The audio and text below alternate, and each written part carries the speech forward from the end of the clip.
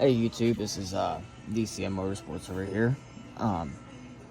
Just want to show a quick way if you're looking to get just spark on any pit bike engine motor, whatever you want to call them.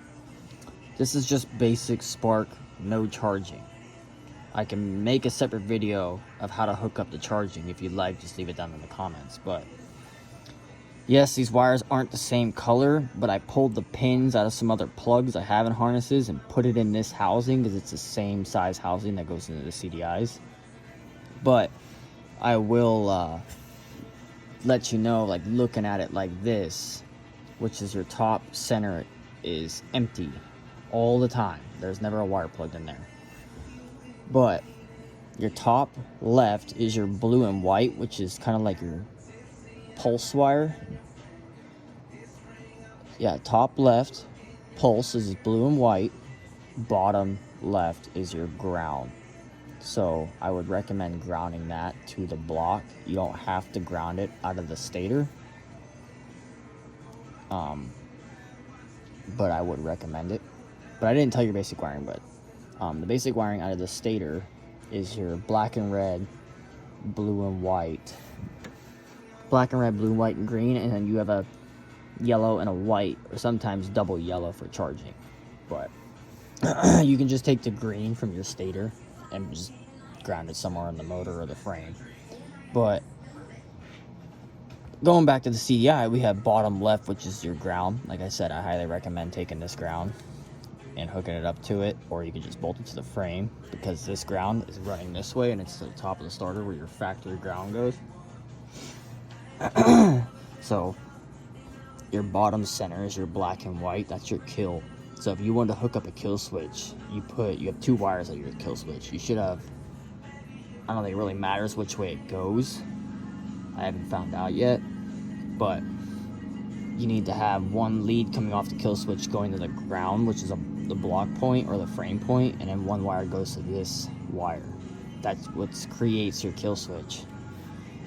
Your bottom right is your black and red, which is your trigger, is what like sends a 12 volt, or maybe I might be wrong, correct me if I'm not, but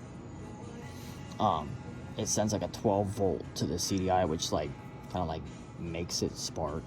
But and then your top right is your black and yellow, which is the positive lead to this ignition coil.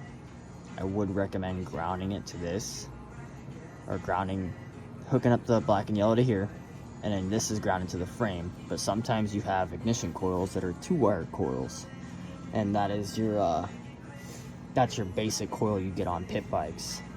Sometimes you get one of these, but I think it's on this quad right here. Let me go look. Let's see. Yep, there's a 2-wire ignition coil. So you have a black and yellow, and then you have a green. Your black and yellow connects into here, right there. There's your black and yellow, and then your green is going to the body.